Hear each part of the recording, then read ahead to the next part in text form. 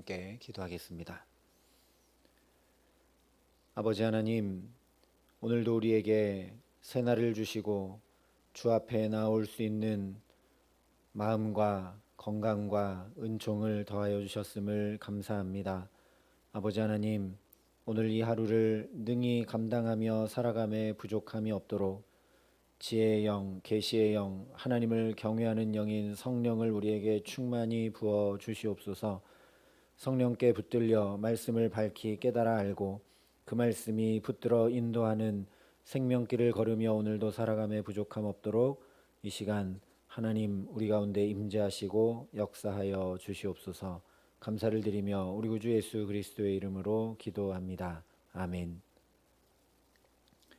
오늘 우리에게 주시는 하나님 말씀은 출애굽기 31장 1절부터 11절까지 말씀입니다.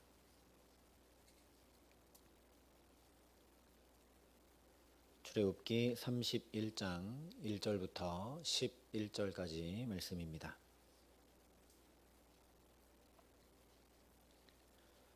출애굽기 31장 1절부터 11절까지 말씀을 제가 봉독해 드리겠습니다. 하나님의 말씀입니다. 여호와께서 모세에게 말씀하여 이르시되 내가 유다 지파 훌의 손자요 우리의 아들인 브살레를 지명하여 부르고 하나님의 영을 그에게 충만하게 하여 지혜와 총명과 지식과 여러 가지 재주로 정교한 일을 연구하여 금과 은과 노스로 만들게 하며 보석을 깎아 물리며 여러 가지 기술로 나무를 새겨 만들게 하리라. 내가 또 단지파 아히사막의 아들 오홀리압을 세워 그와 함께하게 하며 지혜로운 마음이 있는 모든 자에게 내가 지혜를 주어 그들이 내가 내게 명령한 것을 다 만들게 할지니 곧 회막과 증거궤와 그 위의 속죄소와 회막의 모든 기구와 상과 그 기구와 순금 등잔대와 그 모든 기구와 분향단과 번제단과 그 모든 기구와 물두멍과 그 받침과 제사직을 행할 때에 입는 정교하게 짠 의복 곧 제사장 아론의 성의와 그의 아들들의 옷과 관유와 성소의 향기로운 향이라. 무릇 내가 내게 명령한 대로 그들이 만들지니라. 아멘.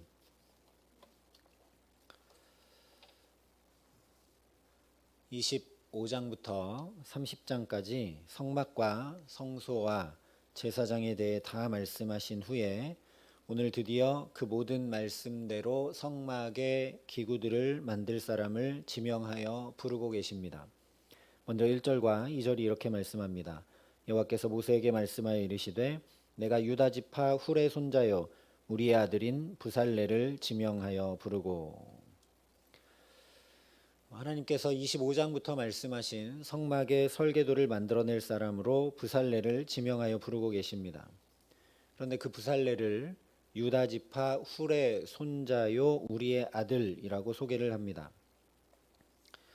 우리는 족보에 이렇게 크게 관심을 두지 않고 또는 족보 나오면 좀 지루한데 역대상 2장에 길게 기록되어 있는 족보를 살펴보면 특별히 그 중에 유다 지파의 족보를 보면 오늘 이 브살렐이 유다, 베레스, 유다가 다말 사이에서 낳게 된 베레스와 세라 중에 베레스, 그리고 그의 아들 헤스본, 그의 아들 갈렙, 정탐꾼 갈렙이죠. 그리고 그의 아들이 훌, 그리고 그의 아들이 우리, 그리고 그의 아들이 오늘 브살렐이라고 역대상 족보를 보면 기록이 되고 있습니다.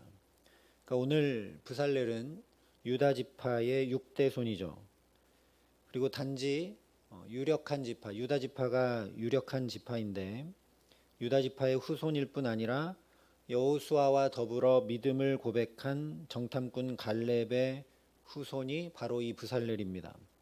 또한 오늘 말씀이 밝혀 전해주는 것처럼 앞서 17장 아말렉과의 전쟁에서 여호와의 지팡이를 잡은 모세의 손을 아론과 더불어 받쳐주었던 훌이라는 사람의 손자가 브살렐입니다.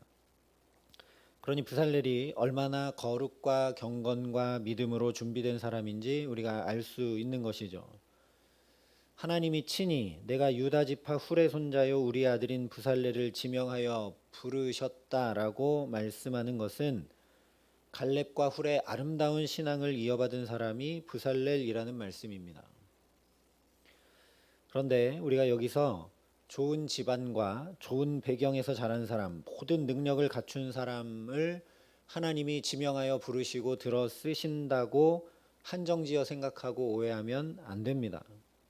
물론 우리가 하나님 앞에 그렇게 거룩으로, 성결함으로, 신실함으로, 믿음으로 준비하는 것 중요하지만 그렇다고 그런 사람 하나님이 지명하여 부르시고 들어 쓰신다고 우리가 오해하면 안 된다는 것이죠. 왜냐하면 곧바로 이어서 3절부터 5절에 이렇게 말씀하기 때문입니다. 하나님의 영을 그에게 충만하게 하여 지혜와 총명과 지식과 여러 가지 재주로 정교한 일을 연구하여 금과 은과 노수로 만들게 하며 보석을 깎아 물리며 여러 가지 기술로 나무를 새겨 만들게 하리라. 여기 분명하게 말씀하고 있는 것처럼 어떤 배경, 어떤 집안, 자기가 가진 능력 이런 것이 중요한 것이 아닙니다. 오직 그가 하나님의 영으로 충만한가 아닌가 이것이 중요합니다. 이 말씀에 의하면 부살렐은 하나님의 영이 충만해서 거기로부터 지혜와 총명과 지식과 여러 가지 재주를 얻게 된 것입니다. 물론 부살렐이 그런 재주가 있었는지 모르겠지만 혹 그런 재주와 달란트와 능력이 있다 하더라도 하나님의 영이 충만하게 임하여 그 가운데 역사하지 않으면 우리가 가진 재주, 우리가 가진 능력, 우리가 가진 배경 이런 것들이 하나님을 위해 아름답게 쓰이고 나도 유익하고 다른 사람도 유익하게 쓰이지 못하게 됩니다. 그가 가진 힘과 능력과 재주가 아름답게 쓰이지 못한 두 경우가 바로 사울 왕과 솔로몬 왕이죠. 사울 왕도 얼마나 이스라엘 백성 중에 가장 정말 이보다 더 준수한 자가 없는 능력을 잘 갖춘 사람인데 하나님의 영이 그에게 충만하지 못하게 되자 최악의 왕이 됩니다. 솔로몬도 처음에는 1,000번제 드리면서 하나님 앞에 신실하고 믿음을 가졌고 그에게 지혜가 충만했지만 그가 가진 지혜와 그가 가진 부와 그가 가진 능력이 하나님의 영이 충만하지 않게 되자 이방 여인과 결혼하고 결국 이스라엘을 둘로 쪼개고 망하게 하는 시작점이 되고 맙니다. 하나님의 영이 충만한 것이 중요한 것이지 다른 것이 중요한 것 아니라는 말씀입니다. 하나님의 영이 충만하면 거기에서 지혜도 나오고 총명도 나오고 지식도 나오고 여러 가지 재주도 나오게 됩니다. 이거 하나하나를 좀씩 살펴보기를 원하는데요. 잠언에 지혜가 제일이니 지혜를 얻으라 말씀했습니다. 그런데 지혜는 하나님의 영으로 충만함을 통해 얻게 됩니다. 지혜는 성경에서 사실 창조의 지혜, 하나님의 지혜를 말씀합니다. 오늘 하나님께서 만들라고 말씀하시는 25장부터 쭉 말씀해 주신 그 성막의 모든 것들은 세상에 없는 것들입니다. 이방 신전에서도 찾아볼 수 없는 것들이죠. 본 적도 없고 들은 적도 없는 것들입니다. 다시 말하면 제작하거나 제조하는 것이 아니라 새롭게 창조해내야 합니다. 그러니 하나님의 영으로 충만하지 않으면 아무리 하나님께서 설계도를 25장부터 30장까지 세밀하고 자세하게 다 말씀해 주셨어도 불가능하다라는 것이죠. 그 다음 나오는 총명은 지혜와 똑같은 거 아닌가 하게 되지만 이 총명이라는 단어는 명철, 분별력, 이해력을 뜻합니다. 그러니 이 총명이 없이는 하나님께서 말씀해 주신 그 세밀하고 복잡한 그 성막의 여러 가지 기구들과 성막을 제조하기 어렵겠죠. 본 적이 없는 기물들을 만들어내야 하니 하나님께서 말씀해 주신 이 25장부터 30장의 설계도를 총명을 가지고 정확히 이해하지 못하면 제대로 만들고 있는지 아닌지 분별하지 못하고 이게 무슨 형상이고 이게 무엇인지 알지 못하게 됩니다. 그 다음 나오는 지식은 일을 완수하는 데 필요한 정보력이라고 할 수 있습니다. 아무리 지혜를 가지고 있어도 지식이 없으면 그 지식을 적재적소에 활용하는 능력인 지혜가 소용없게 됩니다. 그러니까 지식과 지혜가 같이 가야 되는 것이죠. 지혜는 많은 지식을 잘 활용하고 적재적소에 사용하는 능력이 지혜인데 지식이 없으면 그 지혜가 아무 소용이 없는 것입니다. 재주는 기술력이라고 할 수 있습니다. 이상적인 것을 구체화하고 실제화하고 현실화시킬 수 있는 능력입니다. 저는 건축 전공한 사람이 아니기 때문에 이 설계도를 보면 이 설계도를 가지고 집을 어떻게 짓는지 하나도 알지 못합니다. 도면도 잘 이해하지 못하겠죠. 재주는 이 설계 도면이 실제 건물이 될 수 있도록 하는 기술력을 얘기하는 겁니다. 아무리 정보를 가지고 있어도 그것을 다 이해하고 분별할 줄 알아도 구현해 낼 줄 모르면 그것이 무슨 소용이겠습니까?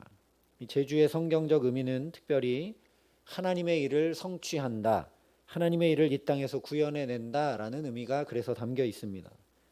실제 오늘 성막 제조는 하나님께서 쭉 말씀해 주신 일을 그대로 성취하며 구현하는 일입니다.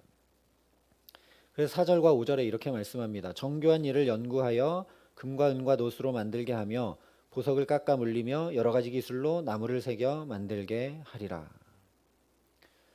하나님께서 부살렐에게 하나님의 영으로 충만하게 하셔서 이 모든 것, 지혜와 총명과 지식과 여러 가지 재주를 가지고 하나님께서 말씀하신 성막을 실제의 것으로 구현해내고 성취하게 하시겠다라는 말씀이죠.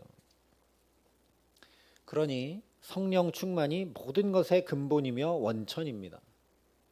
집도 배도 가족도 다 버리고 예수님을 따라갈 만큼 정말 멋지고 대단한 신앙을 가졌던 제자들도 성령의 충만함을 입기 전에는 또다시 십자가 앞에서 이번에는 예수님을 버린 채 다 도망갑니다.